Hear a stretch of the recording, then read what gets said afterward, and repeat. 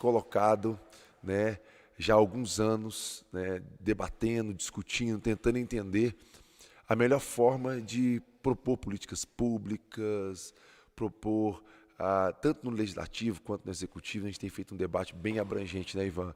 Então, a ideia desse podcast é a gente discutir as pautas da semana, questões polêmicas, nesse ano eleitoral, um ano que a gente vai ter que decidir, né, na majoritária presidencial, né, qual vai ser o nosso próximo presidente. Nós vamos ter que discutir os governadores, né, nós vamos ter que votar para os governos de todos os estados do Brasil. E também vai ter as eleições proporcionais, que vai definir senadores, um senador. Na última eu fui candidato ao Senado, foi decidido 2 senadores, né, em cada estado do Brasil, agora apenas um. E deputados federais, deputados estaduais, né? Vai ser ocupada aí a nova Câmara de Deputados Federais e as assembleias dos estados de todo o Brasil. Então nós estamos aqui para discutir, para conversar, para falar sobre as pautas, para dar a nossa opinião nas redes sociais, um pouquinho sobre aquilo que a gente tem sentido, daquilo que a gente tem gerado aqui no nosso grupo, com as pessoas que a gente realmente tem conversado sobre política quase que diariamente, né, Ivan? Então é isso aí, Ivanzão. Eu sou o Cacá Menezes, nós estamos aqui no Arte de Servir, semanalmente, todas as quintas-feiras. A gente está mexendo no horário aí, pode ser que vai mudar, vai ter um horário mais cedo, mas estamos aqui, firmes e fortes. É isso aí, Cacá. Muito obrigado você que mais uma vez está acompanhando a gente aqui no ao vivo. E quero também falar com você que pode indicar para a gente nas redes sociais, no Instagram do Cacá, no meu Instagram, um tema que você acha que é importante que seja discutido aqui no Arte de Servir toda semana. Se você acha que tem uma notícia que é importante para você, uma notícia que você quer saber a opinião do Cacá sobre esse tema, manda para a gente aí no Instagram, que a gente vai tentar encaixar na pauta da semana que vem. Cacá, essa semana tá pesada, pesadona. Assim como você Muita falou que essa eleição coisa. agora, né, de presidente a governador, passando por deputado, federal, senador, é a eleição pesadona. E as semanas aqui, cada vez que se aproxima mais do período eleitoral, tá quente pelando. Tem muito assunto para a gente hoje. Vamos tentar passar por alguns agora e dar a nossa contribuição também no sentido de fazer uma proposição, né? A gente quer fazer uma crítica sobre alguns assuntos, mas sempre também deixando um norte sobre algo que a gente acha que seria uma possível solução para esses temas. E uma coisa interessante, Ivan, diferente do embate, nós estamos desenvolvendo podcasts e lives e todos os tipos de debate, seja pessoalmente, né, presencialmente com a população ou via as redes sociais, com o objetivo de debater, sair desse embate polarizado, dessa fulanização da política e vir para as pautas que precisam ser debatidas. Não vamos insistir com isso, pessoal. A gente não pode depositar o nosso voto, a gente não pode ir nas urnas, né, deixar lá a nossa contribuição por votar com paixão apenas, no sentido de não fazer uma análise sobre as propostas daquele candidato, sem fazer um debate, sem entender de fato o que está sendo proposto, o que está sendo construído. A gente não pode ter uma postura fútil, porque a gente paga muito caro com isso, né? Eu tenho meu político de estimação, né? É o que muitas pessoas falam. Então, aqui a ideia é debater, vamos construir ideias, vamos buscar soluções, vamos entender o que está acontecendo de fato na atual conjuntura. Um ano eleitoral, a pauta, as coisas começam a acelerar, começam a ser provocado muitas coisas, muitas mentiras, muitos fake news começam a ser divulgados.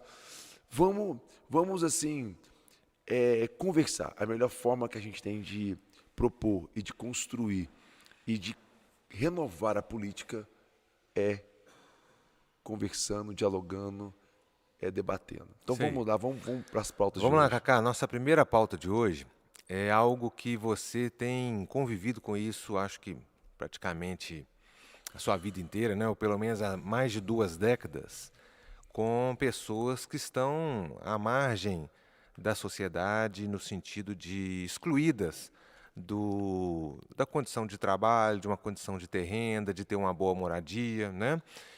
Tem sido uma pauta, uma causa da sua vida. Sim. E uma notícia que impactou, pelo menos a quem se preocupa com isso nas últimas semanas, foram dados sobre o crescimento da extrema pobreza no Brasil. E saiu uma matéria ontem, até que eu vi divulgado no jornal O Tempo, falando de algo mais perto da gente, porque a gente vê a pobreza no Brasil, parece aquela coisa muitas vezes distante para alguns, mas a manchete do jornal O Tempo diz que 240 mil pessoas só em Belo Horizonte vivem com menos de R$ 105 por mês. E mostrando que isso tem crescido, né? A quantidade e a velocidade que tem crescido, a extrema pobreza aqui pertinho da gente, Belo Horizonte, região metropolitana. E me chamou a atenção também fazer um paralelo com uma outra notícia publicada há pouco tempo pelo Instituto Oxfam, que fala que um novo bilionário surgiu a cada 26 horas durante a pandemia. E isso mostra para a gente a questão da desigualdade, né, Cacá? Por quê? Essa notícia isoladamente, de que cresce o número de bilionários, né, a cada 26 horas surge um bilionário, seria muito, muito legal se fosse um indicativo de que as pessoas estão todas melhorando de Prosperando. vida, prosperando, né? Seria algo de se aplaudir. Mas quando a gente vê uma notícia junto com a outra, isso mostra a desigualdade. Enquanto uns estão ficando mais ricos, outros estão sendo levados para a extrema pobreza. Então, eu queria que você comentasse para a gente um pouco sobre isso, que eu sei que é uma pauta que tem movido a sua vida nas últimas décadas. Então, Ivan, é, no primeiro ano do governo do atual presidente da República, Jair Bolsonaro, eu lembro que no final desse ano, na internet, houve muitos comentários do crescimento do PIB. Você lembra? Antes da pandemia? Sim, sim. Então, eu lembro que a gente começou a receber muitas mensagens, olha, o PIB no Brasil cresceu. Reagiu, na verdade, ali, né? E no final do ano de 2019, O final do primeiro 2018, ano de governo foi 2019. isso, o Brasil ganhou novos 32 mil milionários. Era a manchete. E na mesma manchete estava que o Brasil tinha ganhado também novos 1 milhão de miseráveis. Então, eu estava estudando na época, coincidentemente, eu estava fazendo um curso de Ciências Políticas, uma graduação em Ciências Políticas, e eu estava estudando sobre a diferença do crescimento econômico para o desenvolvimento econômico, uma coisa que a gente tem que diferenciar. Porque você tem o PIB, né, que é o Produto Interno Bruto, né, que é o crescimento, né, da produtividade da nossa nação, mas você tem também o IDH, que é o Índice de Desenvolvimento Humano. Uma nação desenvolvida economicamente, o desenvolvimento econômico é quando cresce, né, tanto o PIB quanto o IDH. As pessoas ricas, aumenta o número de pessoas mais ricas, aumenta o número da produção interna de uma nação, mas também os pobres, a pobreza diminui radicalmente. Sim. Então, o dinheiro foi distribuído, alcançou as pessoas que mais precisam. Sim. Né? Mas, nesse caso, no Brasil, tinha crescido apenas o PIB, o IDH não tinha mudado. Pelo contrário, novos 1 milhão de miseráveis. Então, o que a gente consegue observar é que, durante a pandemia, esse dado está lendo para a gente agora, isso permaneceu dessa forma, tem se consolidado essa questão que no atual governo, nessa gestão, os ricos ficaram mais ricos. A pandemia também cooperou com isso e a pobreza aumentou, o número da miséria aumentou. Ivan, viver com 240 mil pessoas. Sim.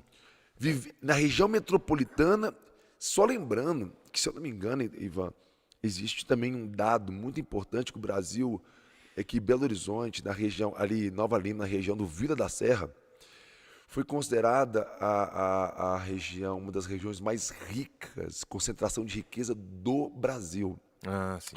Então você tem O PIB por metro quadrado. PIB por metro quadrado o maior do Brasil. Então você tem, numa metrópole, onde tem o maior PIB por metro quadrado do Brasil, e ao redor você tem um dos maiores focos de pobreza do Brasil, que você tem 240 mil pessoas que hoje vivem com R$ 105. Oi, Ivan, R$ 105 você não almoça na Vila da Serra. Verdade. Você não almoça.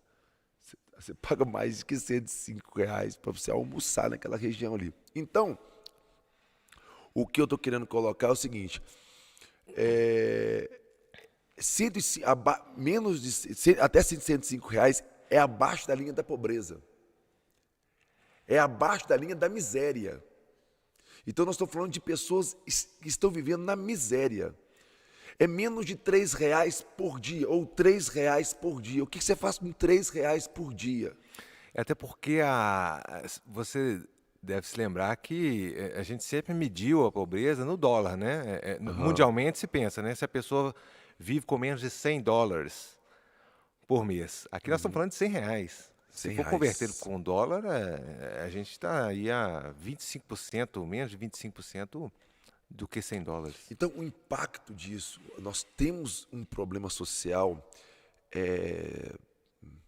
muito complexo, muito complexo. Então, a pobreza, a insegurança. Então, vamos pensar o que uma pessoa que vive com menos de R$ 105 por mês. Essa pessoa ela não tem moradia, provavelmente. 240 mil pessoas na região metropolitana, isso nos grandes aglomerados, aí você pode pegar ali, você vai pegar ali o São Bento, na barragem de Santa Lúcia ali, você vai pegar o Belvedere, o Morro do Papagaio, você vai pegar o Morro das Pedras, a Ventosa, você vai pegar ali o Cafezal, né, na Serra, e aí você vê o paradoxo, né? Por um lado, mansões, casas extremamente luxuosas, do outro lado, comunidades extremamente carentes.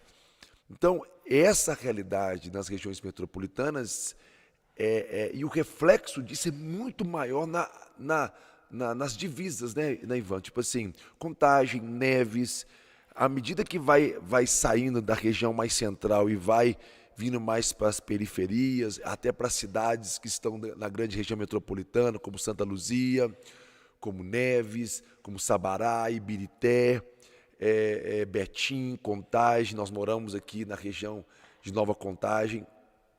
Isso vai aumentando, isso vai piorando, os bolsões de pobreza só vão aumentando. Então, tem um impacto na questão da moradia, você vai ter um impacto na questão da segurança alimentar. A insegurança alimentar, são 53 milhões de pessoas, né, vivendo numa realidade de segurança alimentar.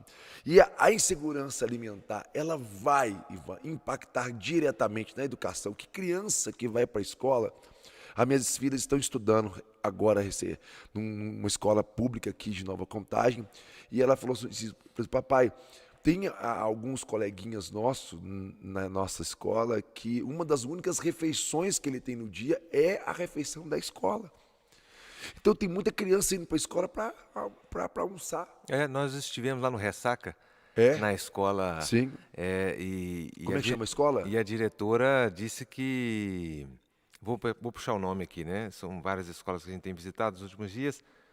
A diretora disse que eles até estão liberando para poder as crianças levarem algumas frutas no final da tarde, né? Levarem para casa, porque ela sabe que à noite a criança não vai ter nada para comer. Você já parou para pensar um negócio? Agora, qual é a produtividade de uma criança dessa na escola? Com fome na sala de aula. Então você tem impacto na educação, você tem impacto na desnutrição dessas crianças, né? Porque elas não têm segurança alimentar, então vai impactar na saúde.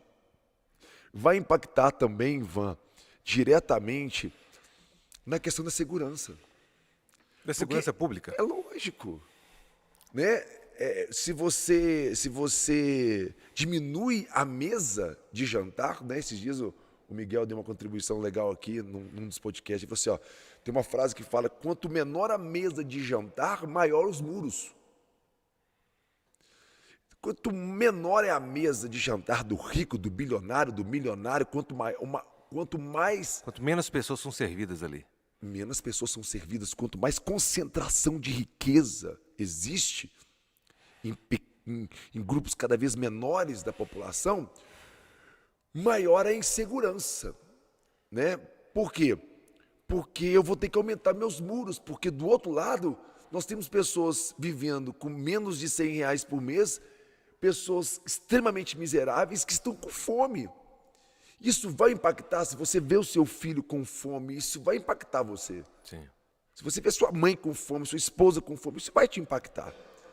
Então, as pessoas vão procurar meios, e alguns até meios violentos, de tentar solucionar essa situação. Então, a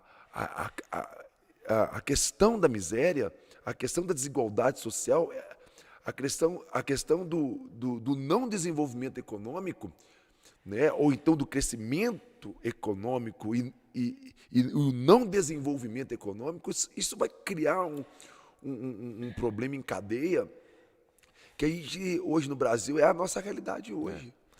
Ô, Cacá, o nome da escola é Juventina Pinto Brandão. Até mandar um abraço para a diretora Jussara.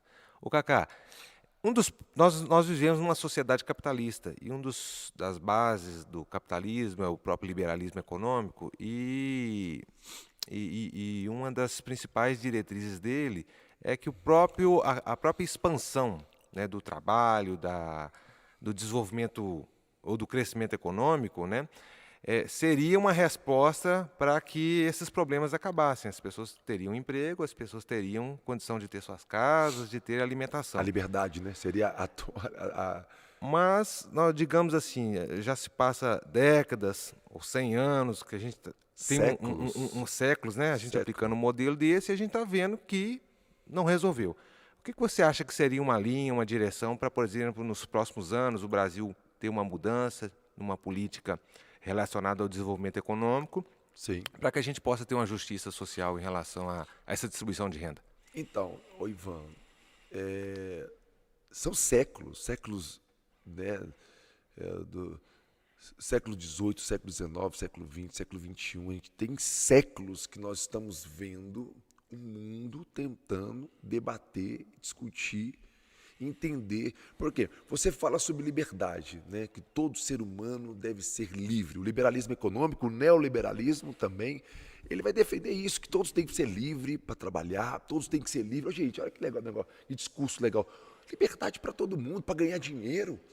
Liberdade para trabalhar, liberdade de ir e vir, liberdade...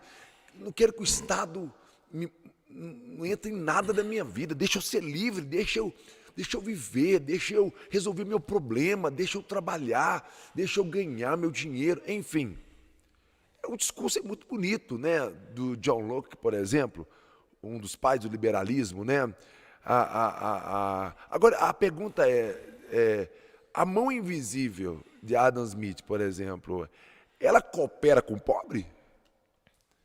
Ela se movimenta em direção a essas pessoas que vivem com R$ 105 por mês? A questão é, eu estou livre, mas espera aí, mas eu estou em igualdade de condições para poder produzir? Eu tenho meios de produzir? Eu tenho formas de realmente reagir à miséria que eu estou envolvido? Então, tipo assim, uma pessoa que tem condição, ela é livre, mas eu tenho recurso, eu tenho meios de produção, eu tenho moradia, eu tenho alimentação. Peraí, cara, agora você pega uma pessoa que vive com R$ 100 por mês, você reage? Reage como? Então, primeiro, a gente tem que entender que o modelo liberal, né, defendido muito hoje, por muitos brasileiros hoje, que ele tem, assim... os seus aspectos positivos, né, que lutou muitas vezes contra, talvez, o totalitarismo dos reinados, né, que detinham o poder, a igreja, a nobreza, né, e depois eles foram conquistando esses espaços. Mas a pergunta é, historicamente falando, foi distribuído e de igualdade também de direitos, os recursos para que o homem livre ele produza, ele consiga sobreviver, Consiga se desenvolver, né? consiga Conquistar a sua desenvolver. autonomia. Exatamente. Então, eu acho que existe uma grande incoerência hoje, né? Onde, por exemplo, eu sou totalmente contra, por exemplo, um Estado comunista, por exemplo, é, no, no, no, no, no- na ideia ali do comunismo, onde tira a liberdade das pessoas, onde o Estado controla tudo, os meios de produção, onde o Estado vai determinar o que você não vai fazer, onde não há liberdade religiosa, onde não há liberdade. Eu sou contra, absolutamente contra esse totalitarismo, esse controle estatal.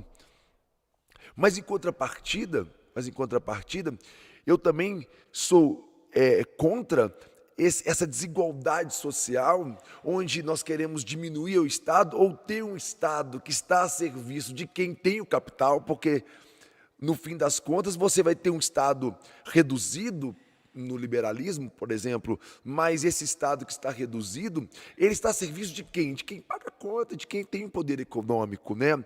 Agora, esse Estado, ele é eficiente, ele é suficiente, ele consegue cooperar, essa mão invisível, ela coopera com o pobre?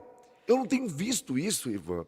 Eu não tenho visto É o isso. outro extremo, né? É um outro Você extremo. falou de dois extremos. Dois extremos. Então, eu acredito que uma das formas que nós temos de combater, de solucionar essa questão, é ter um Estado forte, suficiente, eficiente, capaz de investir, de se mobilizar em prol do pobre. Por exemplo, fome zero. Fome zero no Brasil, nós temos que erradicar a fome. Numa nação que mais produz comida para o mundo hoje, a gente ter fome dentro do Brasil hoje é inadmissível, Ivan. Acesso à educação, acesso à saúde, aos direitos básicos, da condição ao miserável, de ter a sua moradia, de ter a alimentação, a segurança, a educação, o direito. Olha só, Ivan, na Constituição Federal, isso não é socialismo, isso não é comunismo, isso é cristianismo, vamos colocar assim. Direitos humanos. Direitos humanos, olha só, na Constituição Federal, direitos estabelecidos, né? Direito à educação, direito à saúde, à alimentação, direito a trabalho, à moradia, a transporte, a lazer, a segurança, a previdência social, a proteção à maternidade, a assistência ao desamparado. Tudo são direitos assegurados pela nossa Constituição Federal. Mas agora, isso de fato é garantido hoje? Então, para mim, Ivan, uma das coisas que nós temos que fazer hoje é isso aqui, ó. O que é isso? Vai puxar um livro aí? Constituição Federal. Aqui é minha resposta aqui, ó. Vamos fazer isso aqui funcionar. Aplicar isso aí, né? Vou aplicar isso aqui. Cacá, você sabe que tem muitos dos direitos garantidos pela Constituição que até hoje não são implementados por falta de regulamentação. Olha que doideira, Olha que loucura. né? Uma Constituição de 88, 89, e até hoje falta legislações para poder regularizar, regulamentar, dizer como que se vai garantir direitos que foram assegurados, né? Olha Então, só. a importância do Tá, papel do legislativo, né? Olha só, Ivan, eu gosto muito desse livro aqui, pessoal. Olha aqui, o Bob Moffat, né? Ele é um teólogo público e ele é uma pessoa que trabalha com extrema pobreza em todo o mundo, quase em todas as nações do mundo. Ele tem um projeto chamado Projeto Sementes, que vem combatendo pobreza, desigualdades, injustiças, enfim. E ele escreveu um livro, Se Jesus Fosse Prefeito. Olha, se Jesus fosse prefeito. Sim. E esse livro traz uma reflexão tão interessante, porque nós não estamos falando aqui, não é de comunismo, socialismo, nós não estamos falando aqui de liberalismo. Se o Brasil é uma nação cristã, 80%, 90% do Brasil são de cristãos, olha o que ele escreve aqui. Se Jesus fosse prefeito, ou se fosse o presidente da República no Brasil, O que ele o faria? que ele Né? mudaria na sua comunidade, na sua nação, no seu... Olha a reflexão que ele vai fazer assim, ele vai fazer uma fundamentação bíblica. Nós não queremos apenas uma visão, mas uma visão de Deus para o povo. E o mundo que ele criou e que ele ama. Jesus sempre cumpriu a vontade de seu Pai. O versículo que ele colocou foi: eu só faço o que eu vejo o meu Pai fazer. Isso eu faço. Sabendo disso, vamos imaginar o que Jesus faria se ele fosse o presidente. Vamos colocar aqui. O que ele faria pelos desabrigados e pelas crianças de rua? Hoje nós precisamos ter uma resposta para isso. O que ele faria a respeito do alcoolismo, do uso abusivo de drogas e de outros vícios? Qual a resposta que ele daria? Como ele fortaleceria a família? Como ele promoveria água potável, habitação adequada, alimento, serviços de saúde, sistema de esgoto e coleta de lixo e estradas apropriadas? Boas perguntas, né? Interessante. Interessante. O que ele faria sobre salários justos e empregos adequados? O que ele faria quanto às crianças indesejadas e o cuidado com o enfermo e com o idoso? O que ele faria para trazer beleza, ruas limpas, árvores, flores, parques públicos? O que ele mudaria? Que mudanças ele faria na educação de crianças e adultos? Que novas decisões sobre políticas públicas ele instituiria? Que mudança ele faria? Como ele ajudaria pessoas a avaliar problemas e tomar decisões justas? O que ele faria para mudar a maneira como o governo local trabalha? Os ensinos dele seriam televisionados? Ele teria assim o cuidado, o zelo de se conectar, de ensinar a nação? Ele faria reuniões municipais nos estados, onde sua agenda e os princípios do cristianismo, ou do reino, ou dos direitos humanos fossem estabelecidos? O que ele faria sobre os crimes e conflitos civis? Hoje, por exemplo, nas principais manchetes do Brasil, 18 mortes, tanto de policiais, crianças, como de jovens, adultos, numa periferia, no Complexo do Alemão, no Rio de Janeiro. Cacá, então com essa deixa sua, eu queria até passar para mais uma pauta nossa, que a gente queria falar Deixa eu só perguntar. sobre essa questão das mortes. Vou voltar, deixa eu só colocar os últimos pontos, as pautas que ele colocou.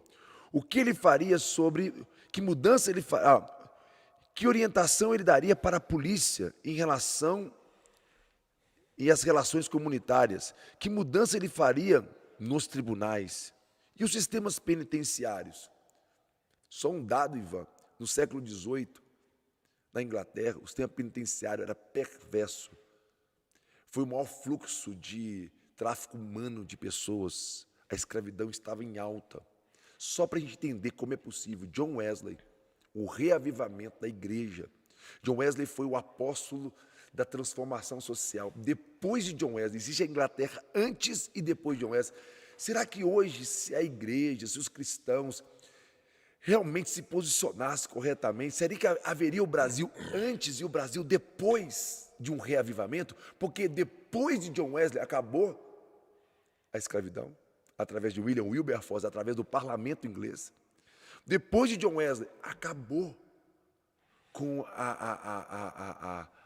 o sistema prisional extremamente perverso, foi humanizado o sistema prisional. Tudo na influência daquele avivamento, né? Como coisas que vieram acontecendo depois. Quando os cristãos se posicionaram, eles se preocuparam com os problemas que estavam afetando as pessoas, a fome, a miséria, as injustiças, a escravidão. Depois do reavivamento, os trabalhos se tornaram mais justos, os salários melhoraram. Depois de John Wesley foram criados sindicatos, Ivan. Não tinha, em defesa ao trabalhador. Então, olha que interessante, que mudanças fariam nos tribunais, nos sistemas penitenciários? Será que um reavivamento de consciência cristã não levaria a igreja hoje a se preocupar com as injustiças que acontecem? Por exemplo, 80% ou 90% da população carcerária são de negros, são de pretos, pessoas de pele preta hoje no Brasil. Por que será? E pobres, né? Há 130 anos atrás, foi a abolição da escravatura. Será que os 400 anos de escravidão foi superado em 100 anos? Não, não foi. Os mais pobres são os pretos. Os mais miseráveis são os pretos, os que têm mais fome. Isso tem um impacto, sim. Eu não posso olhar para agora e falar assim, isso não tem nada a ver. Claro que tem, eu não consigo ignorar isso na minha equação. Só finalizando, Ivan, para a gente for para a próxima. O que ele faria sobre a desigualdade entre ricos e pobres? Eu estou falando aqui agora.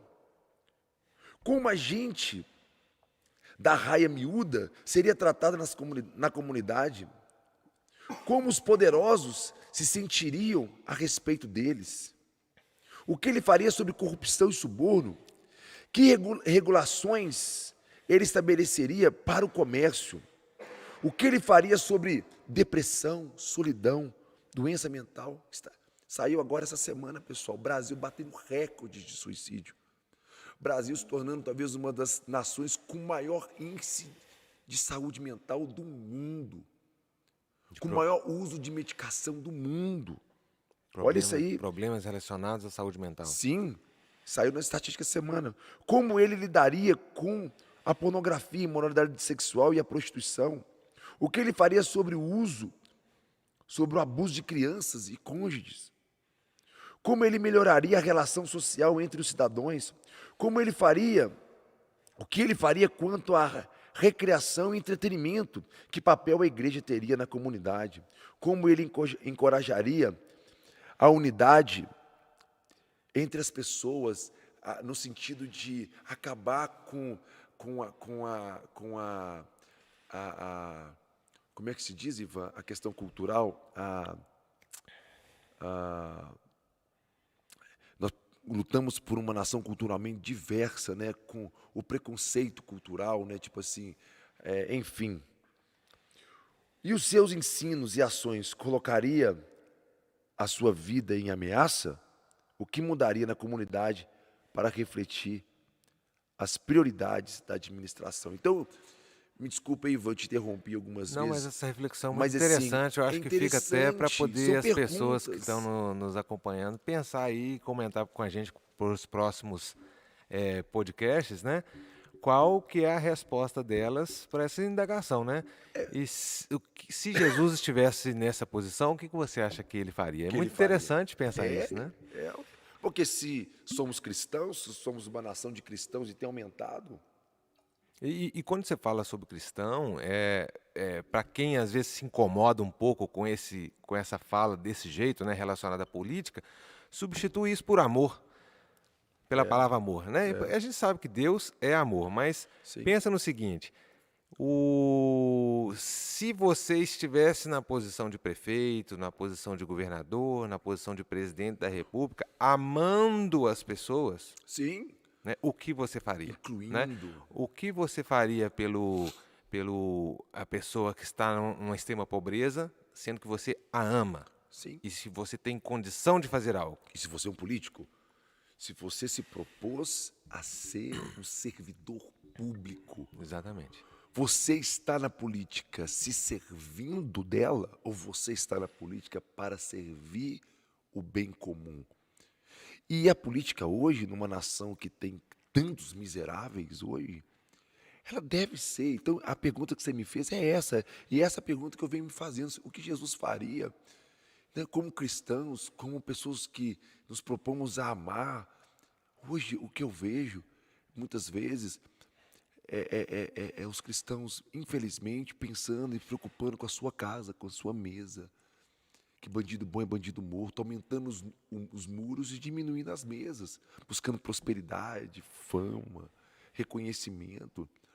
Enquanto cresce o número de cristãos que vão à igreja, muitas vezes, com uma visão egocêntrica, buscando o que Deus pode fazer para mim, esses dias, Ivan, eu fiquei muito triste, que eu coloquei uma frase de efeito, uma frase, né, achei interessante que eu desenvolvi, para fazer reflexão com as pessoas, né, eu coloquei assim: se o Pai é nosso, olha essa frase aí, pessoal, se o Pai é nosso, por que o pão é só meu?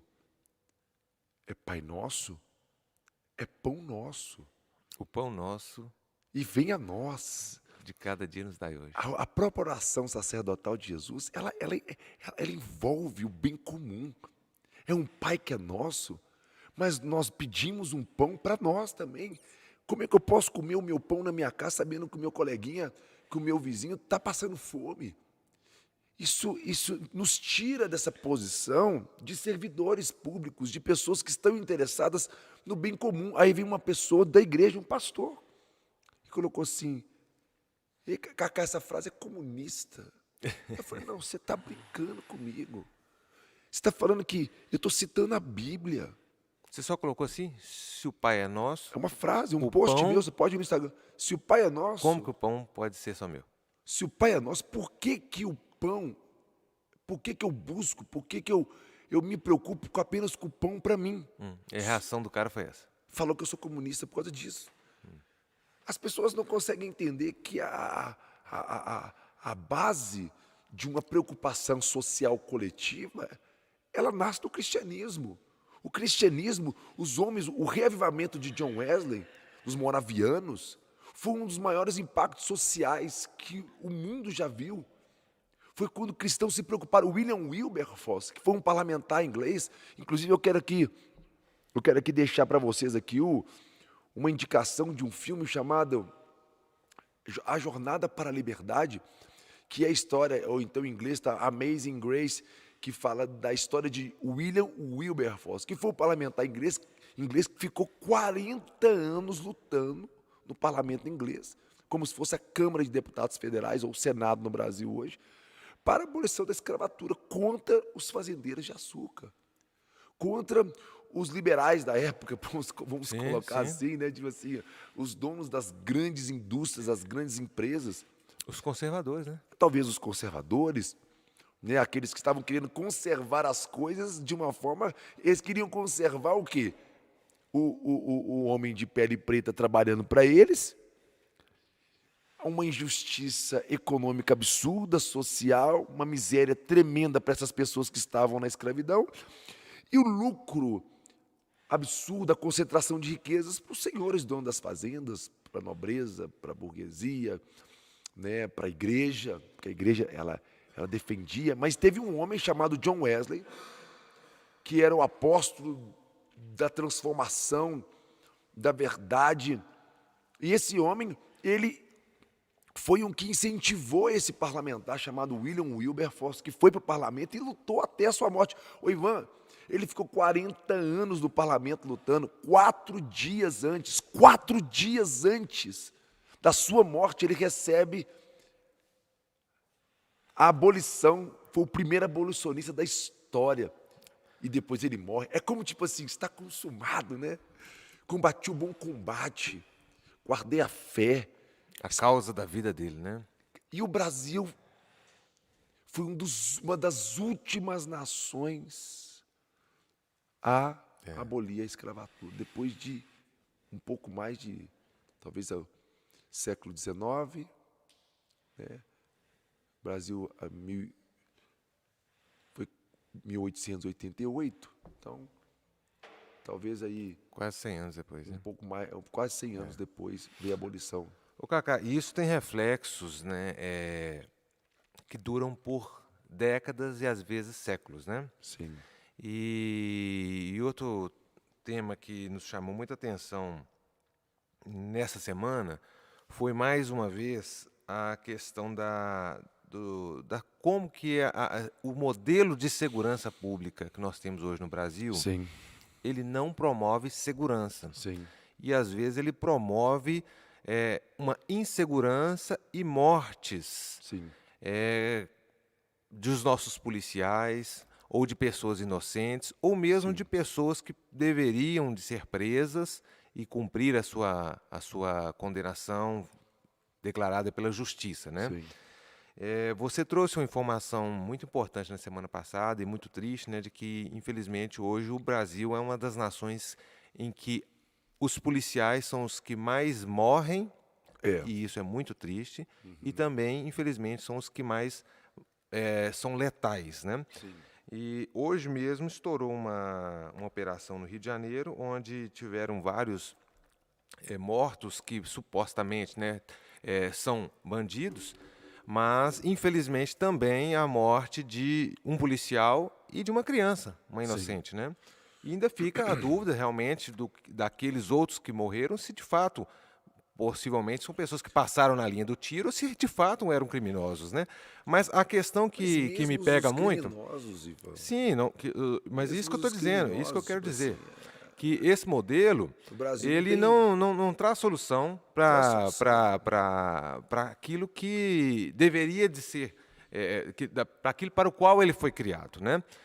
E o que tem sido feito nos últimos anos, talvez, é só investir mais recurso num modelo que não está dando resultado. Eu queria trazer esse tema para você de novo, porque, para além disso, a gente teve também aqui em Contagem essa semana uma operação Na policial na Vila Barraginha. Barraginha, onde esse tema foi levantado aqui em Contagem, né?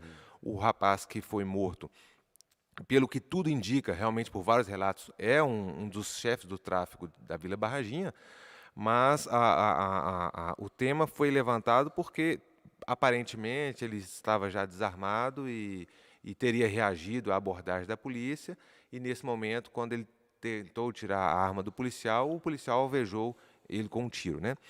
Mas aquele policial que matou, por causa de um detalhe ou outro, poderia ter sido morto naquele momento ali. O Sim, policial, sim, se o cara tirar a arma da mão sim, dele, podia ser o policial que morreu, né? sim. E então a gente fica numa situação de insegurança nisso tudo porque é, não tem uma perspectiva de mudança, e aí eu te devolvo a palavra, sobre um modelo que de fato a gente fique tranquilo. Se o seu filho for um policial militar hoje, você não fica tranquilo. Você fala assim, meu filho saiu para a rua hoje, será que ele volta?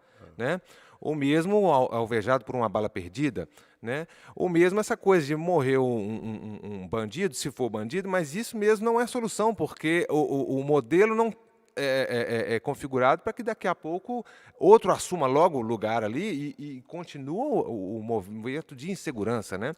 Então é isso que eu queria devolver para você essa palavra, porque acho que hoje a gente precisa de uma esperança de que um modelo de segurança pública possa, de fato, trazer segurança para a gente. É muito triste você ver o Estado se apresentando nesses lugares onde existe uma extrema pobreza, miséria, fome, né? Insegurança alimentar, moradia, ausência de educação, de lazer, de esporte, de cultura, onde nós temos milhares de pessoas miseráveis no Brasil, o Estado se apresentar nesses lugares apenas com violência. Se não houver, Ivan, um modelo de segurança preventiva, Perfeito. segurança preventiva para mim é a gente começar a investir mesmo nessas crianças mesmo. Então você acha que hoje um dos problemas é que o nosso modelo de segurança pública ele basicamente é focado na repressão? A repressão, né? Ivan, 18 mortes hoje. Esses dias um vereador aqui de Belo Horizonte, um jovem cristão, ele condecorou a equipe do BOPE que exterminou mais de 20 pessoas numa operação. Tipo assim, muito obrigado por ter matado simplesmente 30 pessoas numa operação. Talvez, acho que chega até 30 pessoas. Então, hoje nós estamos assim, o próprio governo Bolsonaro, né, é um governo armamentista, que tem essa pauta da segurança mais voltada para a repressão, menos preventiva. E eu acho, tipo assim, que eu penso, Ivan, e eu que trabalho diretamente, eu sou capelão prisional há 20 anos, trabalho com dependência química, trabalho com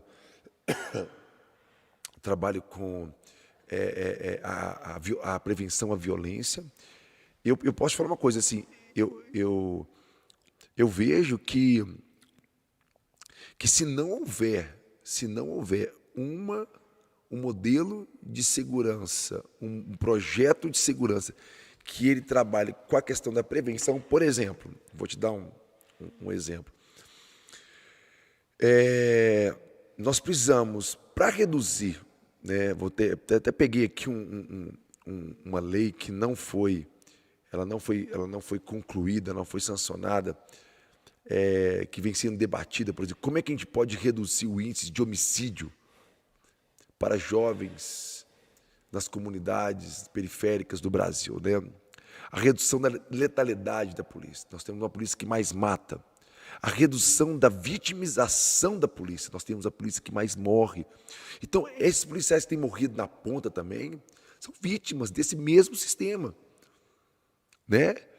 E é interessante, tipo assim, que é alguma coisa muito absurda também, é uma coisa muito triste. O aumento do índice de elucidação de crimes contra a vida para 80%. Eu falei para vocês semana passada, né? O Brasil não tem elucidação. Acontecem essas mortes e não há uma investigação, uma elucidação, por que matou, o que aconteceu, e quando alguém tenta elucidar, é perseguido, é morto, enfim. Né? Agora, o que nós precisamos fazer? Elaborar ações com prioridade para os jovens negros, pobres, que incidem nas populações, nos atores governamentais e nos territórios para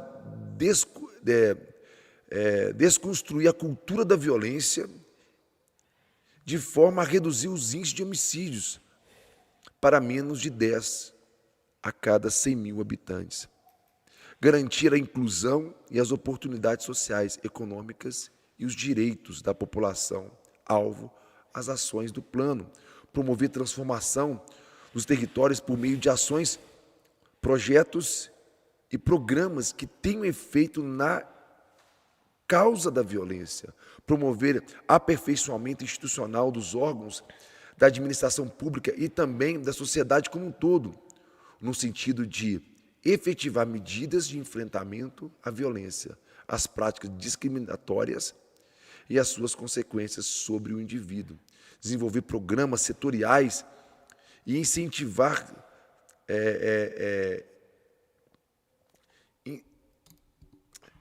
Está brilhando meu telefone. Desenvolver programas setoriais e intersetoriais destinados ao atendimento às necessidades específicas da população, das populações vulneráveis à violência. Então, tipo assim, são muitas medidas que precisam ser tomadas. Eu gosto dessa PL, eu estudei muito sobre ela, inclusive é uma das coisas que a gente tem que ficar em debate aqui. Eu acho que dá para a gente discutir sobre cada um desses pontos. Tem muitas medidas que precisam ser tomadas no parlamento, no Poder Executivo, efetivamente apontando para quem está sendo atingido por essa bala. Tá bom, morreu uma criança hoje, é um absurdo. Morreu um policial hoje, mas entre a criança e o policial, quem mais morre são os policiais, quem mais morre são os jovens, quem está na guerra. Então existe e precisa haver uma atenção especial. Por que essas pessoas estão morrendo? Não pode estar morrendo dessa forma. E precisa ser feito políticas que realmente vão de encontro a esses que estão se tornando violentos.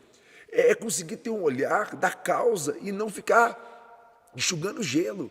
Ivan, seja qualquer que for o fenômeno social, seja população de rua, seja o uso abusivo de drogas, seja a questão da saúde mental, existem sintomas e causas. Se a gente ficar combatendo só o sintoma da febre, eu estou com febre, minha filha está com febre, vou lá abaixo a febre. Não, aonde está a infecção?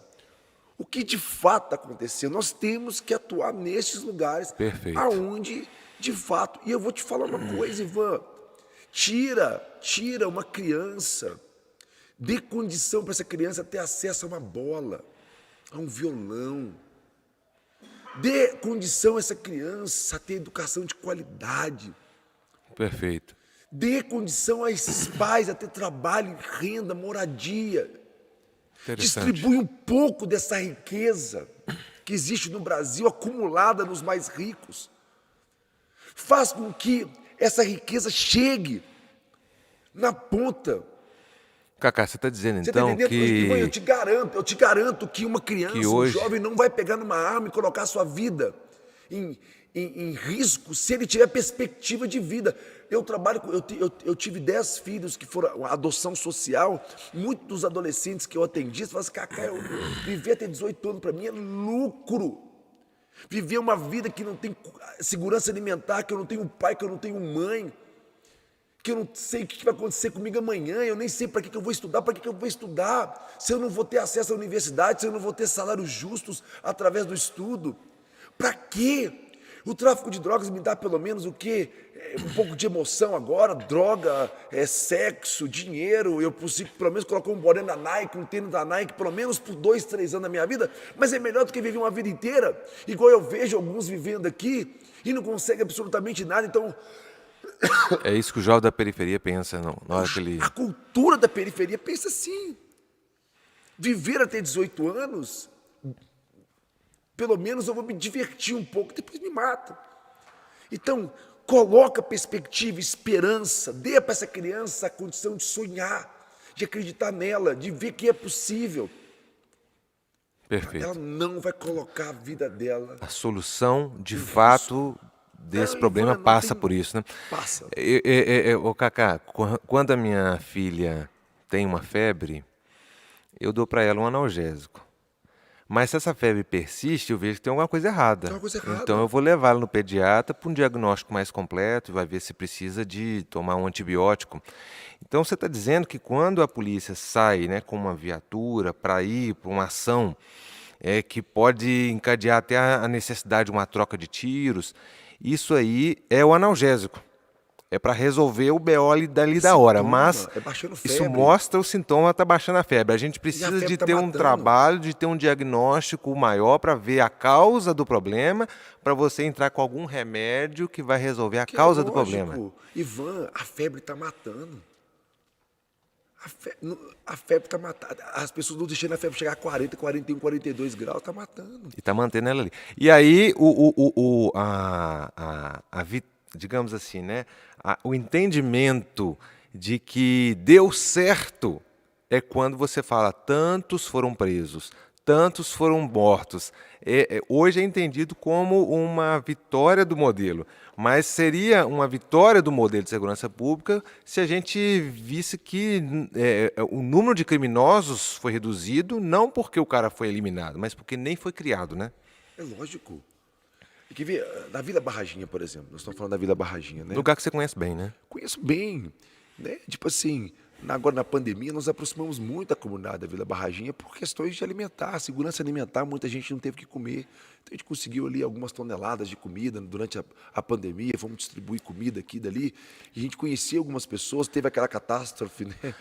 Mas você conhecendo bem a Vila Barraginha, Cacá, vou te fazer uma pergunta assim, direta. A Vila Barraginha hoje, tem pessoas maravilhosas que nós conhecemos lá da Tá Vila louco. Barraginha, que eu poderia enumerar várias aqui, a gente mandar um beijo para uma turma do bem, Sim.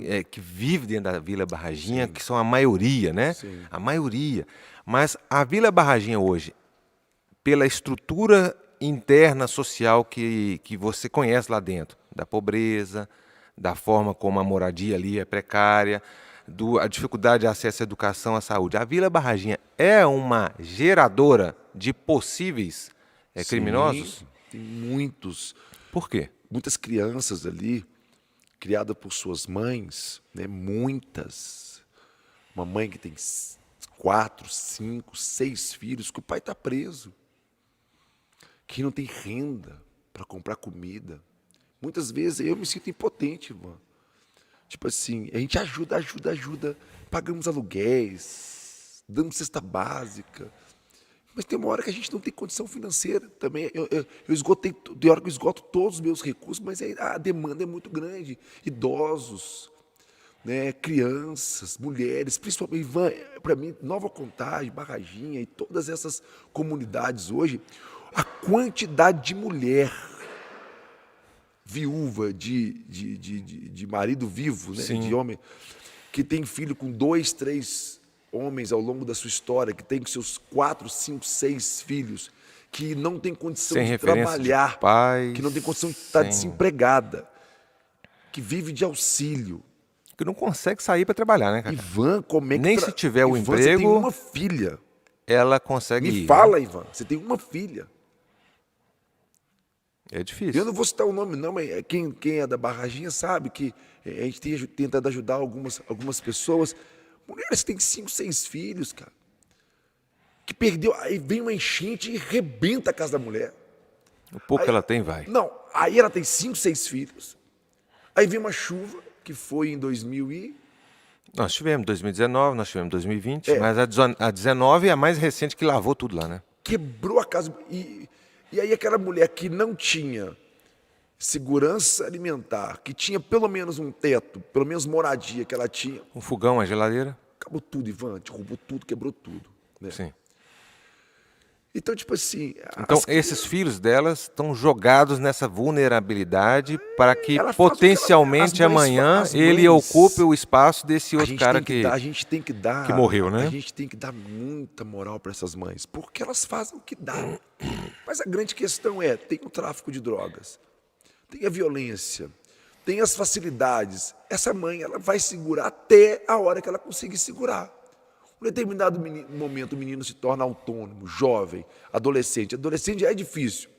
Como é que essa mãe, sem estruturas, sem apoio, sem suporte, vai conseguir fazer essa contenção? Não vai conseguir fazer. É. Então, a gente precisa entender que é uma situação muito grave. É muito triste ver o que a gente viu no Complexo Alemão. É muito triste ver toda vez que morre uma pessoa. Eu falo que bandido bom é bandido recuperado. Toda vez que morre uma pessoa, a gente fica triste, porque a gente falhou mais uma vez. Nós falhamos quando Não a ter criança... chegado antes, né? Quando a criança morreu, a gente nesse falhou. sentido. Quando o policial morreu, a gente falhou. Sim. Quando o bandido morreu, a gente falhou. É. Porque bandido bom é bandido recuperado. Ô, Ivan, e eu posso falar isso. Policial bom é policial vivo. Policial bom é policial vivo. E criança bom é É na criança na escola. escola, é criança com família, é criança com segurança alimentar. É isso que a gente tem que sonhar para o Brasil. Nós precisamos Ótimo. conseguir vencer isso, Ivan. Não é Precisamos. possível. A gente precisa. E eu acredito que é por intermédio da arte de servir a política. Porque o governo, o Estado, ele tem poder, ele tem recursos, ele tem meios de intermediar tamanha miséria, tamanha exclusão, tamanha desigualdade social. Nós precisamos buscar, por isso que eu vou me desgastar em campanhas, esse ano campanha de novo, e estamos colocando aqui mais uma vez a nossa história, a nossa vida, minha família, o tempo, à disposição da política no Brasil. Eu hoje me vejo assim, ainda que sem um mandato, me vejo participante, corresponsável por tudo isso, e sonhando em ter um mandato, Ivan, para o nosso grupo começar a trabalhar e mostrar se é possível. Nós vamos mostrar que é possível. Mostrar que é possível. E quanto mais tardio se tornar isso, uma geração ocupar esses lugares de poder, quanto mais nepotismo político tiver, quanto mais manutenção no poder dos poderosos que têm projeto de poder, quanto mais as pessoas venderem os seus votos por uma cesta básica e serem comprados de uma forma perversa por políticos profissionais que não vão solucionar o problema, que não vão destinar o recurso para quem mais precisa, que vai usar a máquina pública para os seus projetos de poder, que vão se enriquecer com a coisa pública, não são altruístas, não são políticos por vocação, não amam o que fazem, fazem por profissão, fazem porque são gigolôs, não tem relacionamento com a mulher porque ama, mas pelo bem que ela pode dar. Não se relaciona com a cidade porque quer transformar, se relaciona com a cidade porque quer aproveitar dela. Usurpar. Como diz Rubem Alves no poema Política Do Jardim. e Jardinagem. Não estão querendo plantar um jardim para todos, estão querendo usar o jardim de todos para plantar um jardim particular. Então, Ivan, nós precisamos mudar isso, Ivan. Nós precisamos mudar isso. Isso não é pela... Que nem a Heloísa Helena fala, que eu amo ela falar, se fosse pelos meus filhos, os meus filhos estão garantidos. Seu filho, de alguma forma, Ivan, nós já conseguimos. Já. Nós temos relacionamento, nós temos muitas coisas que nos favorecem socialmente, economicamente, para garantir nossos filhos. Nós não estamos na política, não é para garantir nada para meu filho, para minha filha, não. Nós estamos na política para garantir para os filhos das crianças que não têm acesso a absolutamente nada.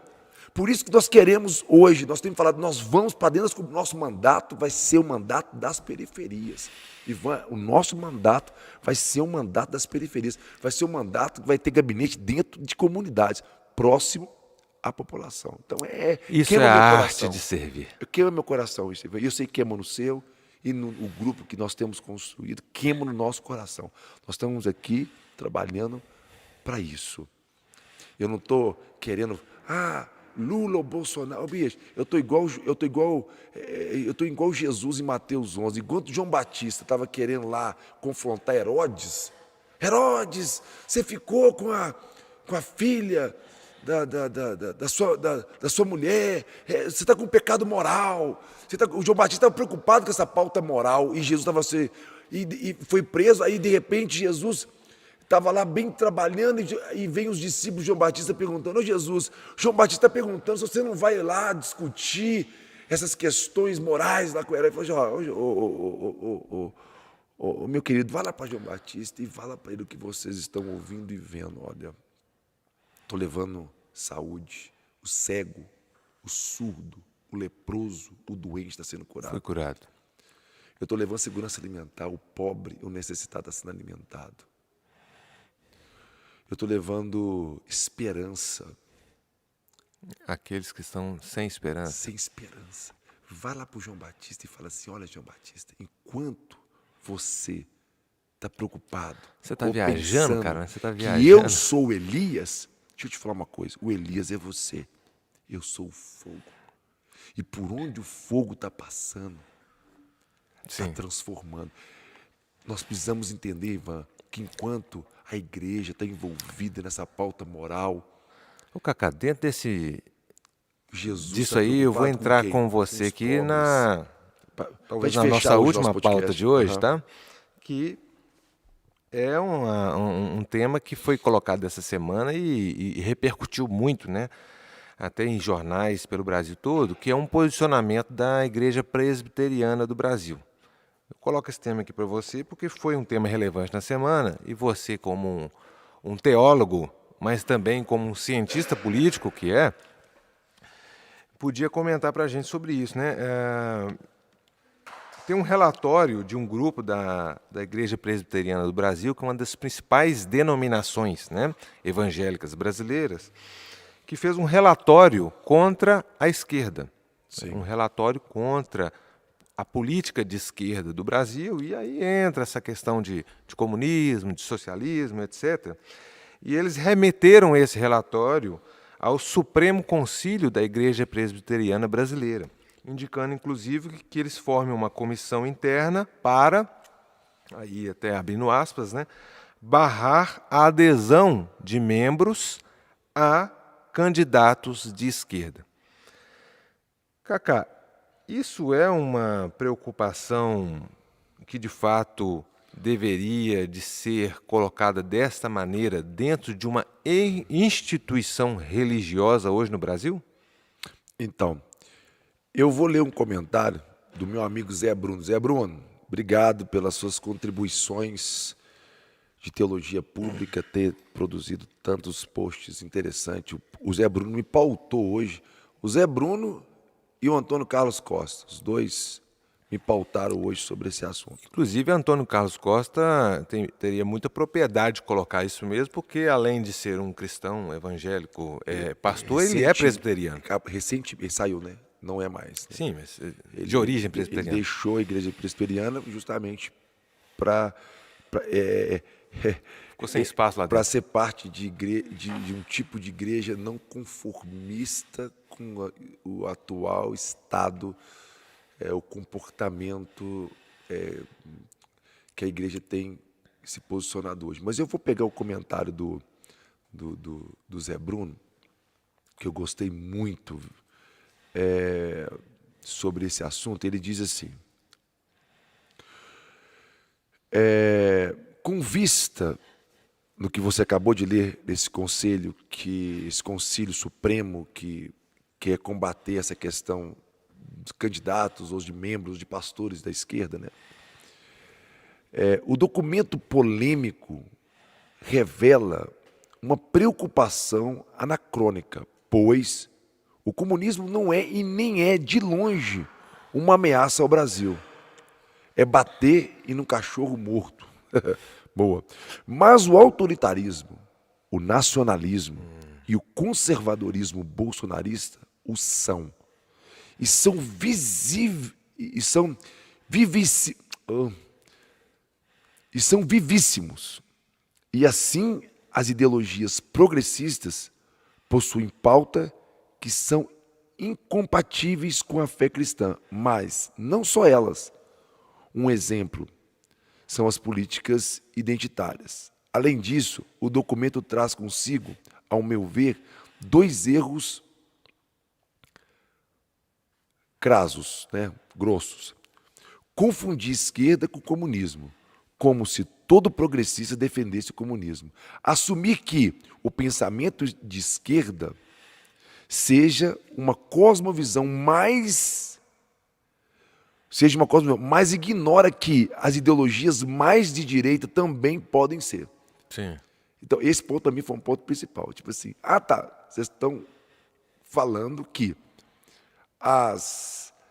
os pensamentos de esquerda são ideologias, é um tipo de cosmovisão. Tá bom, e os pensamentos de direita também não são ideologias e também não é um tipo de cosmovisão. Erros, né? É, exatamente.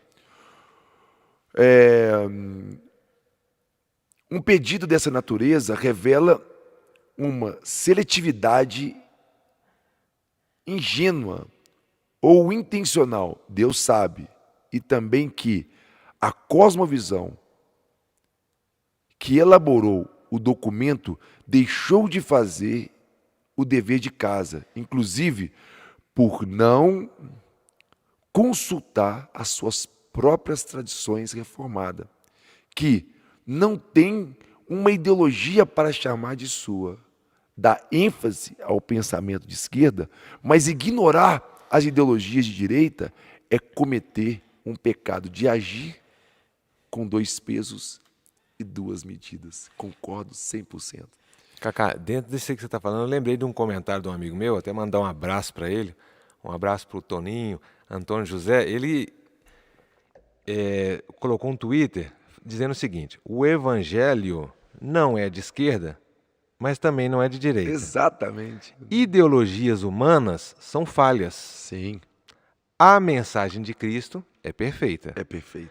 Mas então, você como um cristão, querer dizer, ou demonizar, ou destruir totalmente uma ideologia ou outra, tá errado. Mas você pegar uma e colocar no pedestal, tá pior ainda, né? Pior ainda.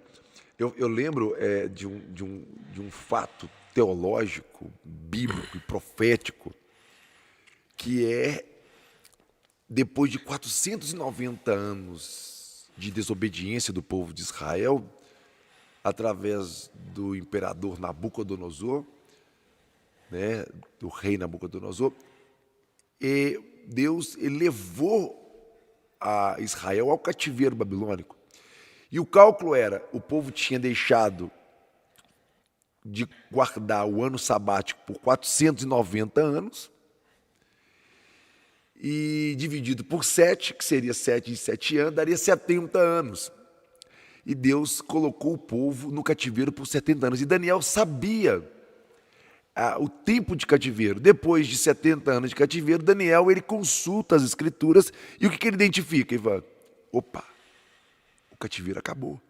E ele entra naquele famoso jejum de 21 dias de Daniel. E a Bíblia deixa bem claro que quando Daniel, e eles estavam na Babilônia, eles estavam debaixo do império, ali, com uma tensão enorme entre dois impérios naquela época, que era a Grécia e a Pérsia. E quando Daniel ele ora, a Bíblia fala imediatamente que Deus libera um anjo Gabriel para vir trazer a resposta, imediatamente respondendo para Daniel, você está certo, o cativeiro babilônico acabou. Agora, olha que interessante, a Bíblia fala que Daniel fica 21 dias orando, por quê? Porque os principados da Grécia e da Pérsia não deixaram o anjo Gabriel passar com a resposta de Daniel.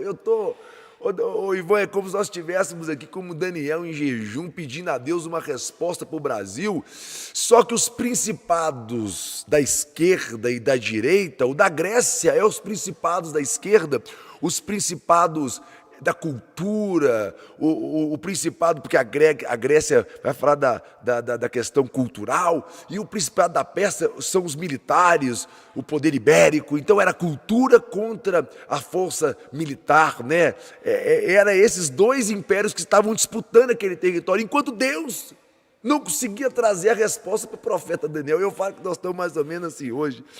E a igreja, em vez de jejuar e orar e realmente buscar discernir, não, ela toma, não, eu vou ficar com a Pérsia, ou eu vou ficar com a Grécia.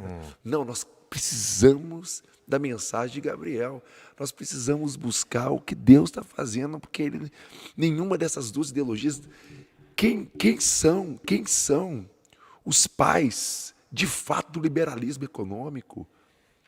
Sabe, se você fizer uma ordem cronológica, Ivan, se você pegar o liberalismo econômico, você vai começar lá com Maquiavel. De Maquiavel você vai para Descartes, você vai subindo, o Adam Smith, o John Locke, até Thomas Hobbes.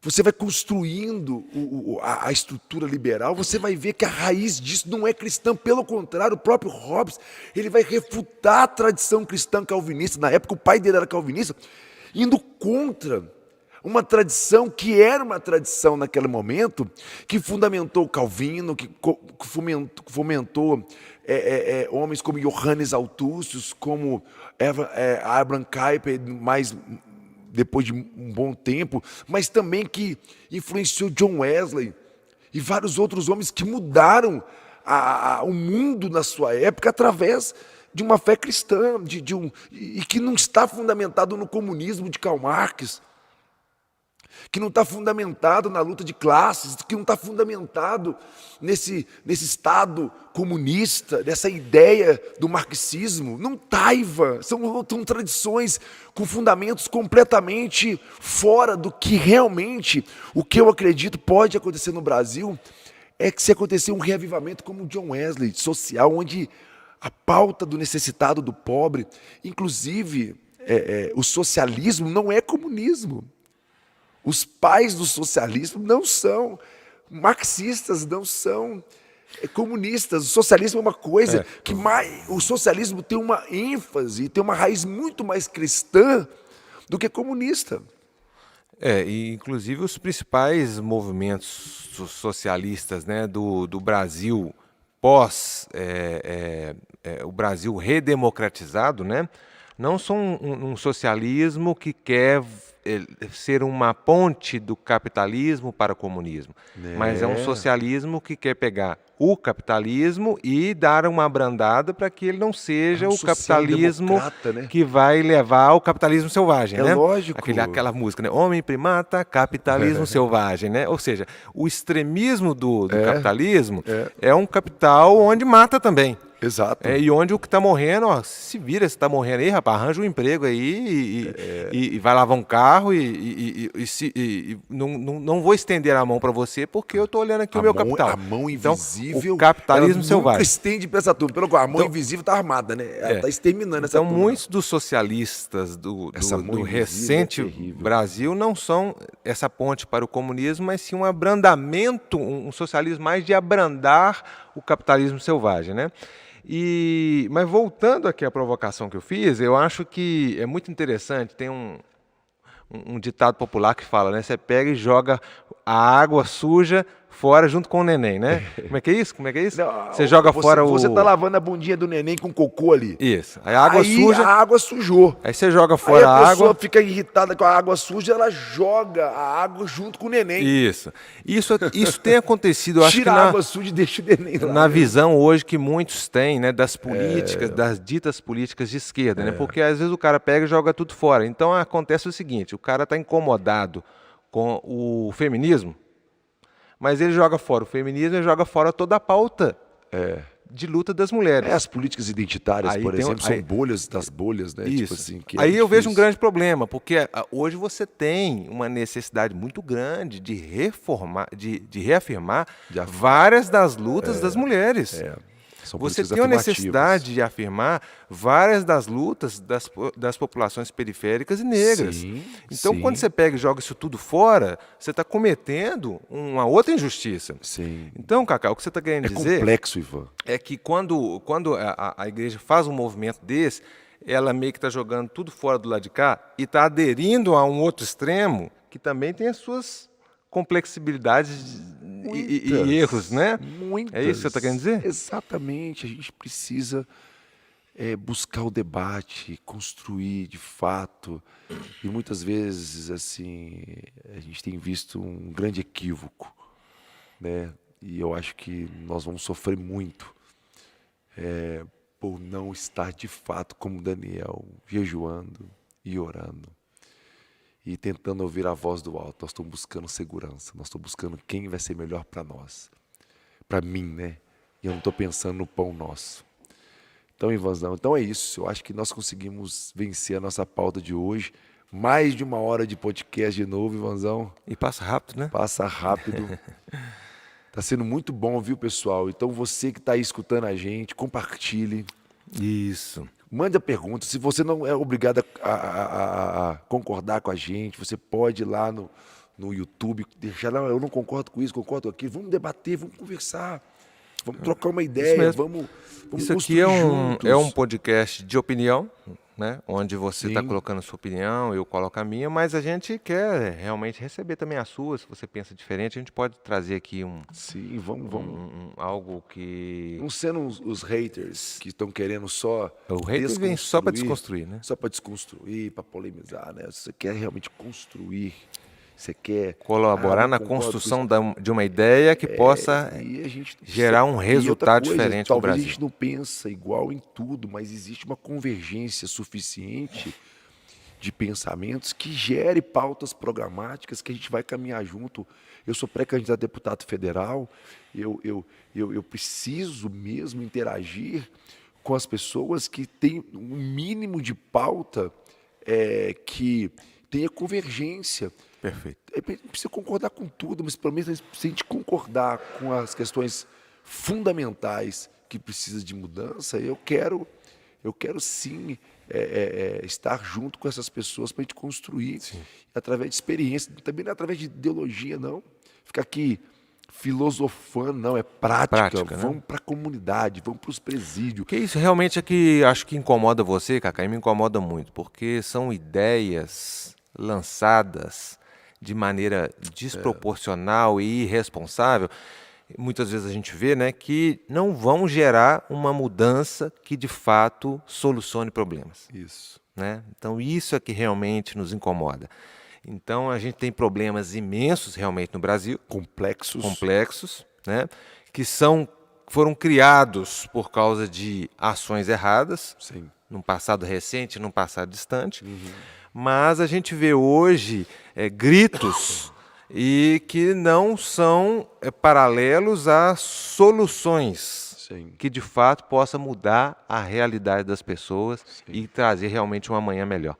Cacá, obrigado mais uma vez, galera, por esse momento aí Somos que nós. a gente está aqui batendo esse papo, né, e falando sobre problemas, mas também trazendo aqui indicativos de solução. E eu quero falar para você que tem nos acompanhado aí, que você possa interagir com a gente e até semana que vem em mais um Arte de Servir. Top demais. Vamos que vamos.